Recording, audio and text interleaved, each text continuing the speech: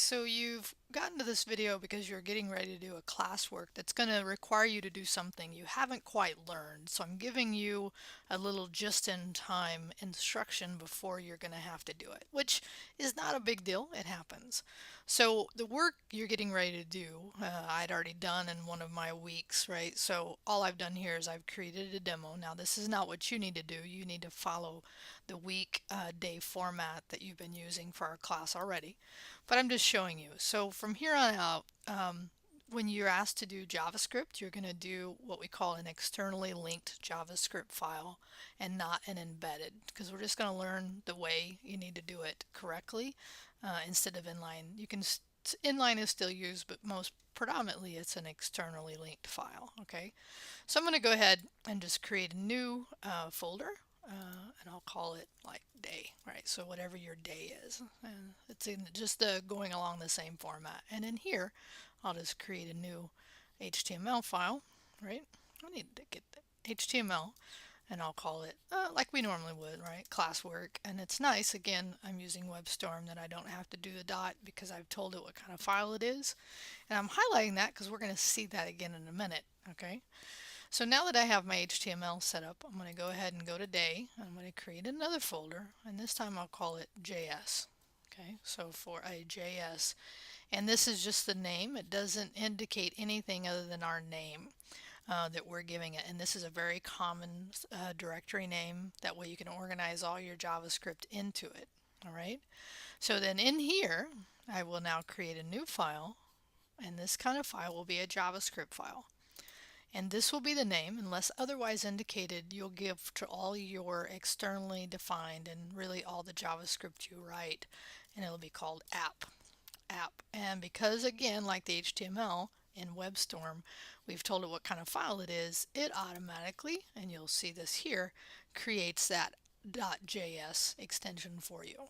Okay, so depending on what we're doing that day, I'm not going to go over this because you'll have JavaScript specifically that you're writing, but just as an example, let's say I said var my dog, and you should be saying to yourself that's done in camel case, right?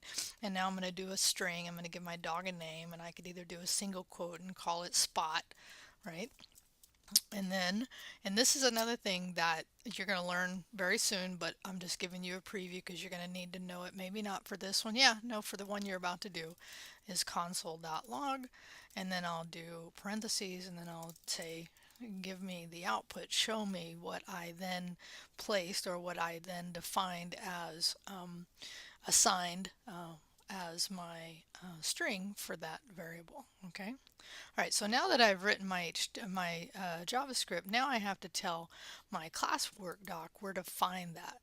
Okay, so script, and I'm going to do it with a script tag. Now that script tag can be done, and let me just scoot this over, you can see this either up in the head section, really even in the body section, and there's reasons why you put it in different places, but typically these days you'll see it at the bottom, especially for frameworks if you were referencing jQuery and other things, but we'll just get into the practice.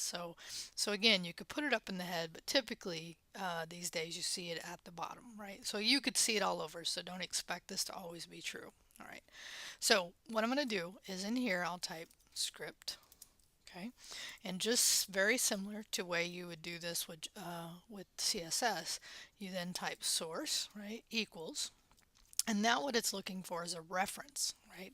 So it's looking for a reference to this external file, and in this case we place it in a folder. So what we do is we do JS. So what that does is it looks to the if there's a directory, and in this case there is, and then it says in that directory I'm going to look for an app.js file. Okay, so that's the way you reference it to this subdirectory naming convention in your script. All right, so now that we've done that, what we want to do is make sure it works. And this is a very common thing you'll see again and again. So we're just, again, doing a little pre-learning. So I'm going to come over to here, and I'm going to go ahead and hit my browser. Now, because there's no other HTML in here, I don't see it. So get used to this. Right-click, inspect. And under inspect, we can see the HTML and some other things that we'll talk about in there that you may have not written, but were there. But then in console, and really that's what that console log dot was doing, it was showing us or displaying back to us the variable my dog. Okay, so go back here. And so now we know the reason I did that is a couple of things to show you how to do it and then show you how to set this up. And then also to show you how to make sure it is correctly linked, because had this not been correct, that JavaScript output, that program would not have been able to run.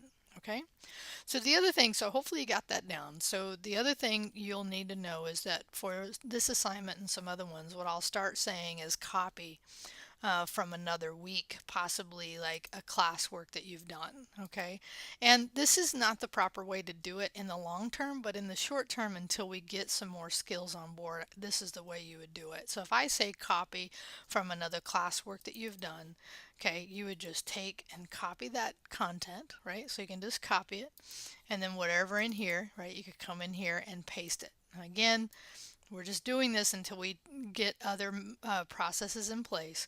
But when I say copy from a previous classwork, you can do that. And really, even you'll see me do this in the homework, especially when you're setting up as an example. Let's see here in week 3, and we're not there yet, but this is, you'll see this again in a different video, right? When we're setting up and we're referencing external style sheets. Why do that again and again when you can just grab it? Okay, so the purpose of this was really to show you about this external, how to externally link, and then console log work that you've done. All right, so hopefully this helps you out, and we'll talk to you soon.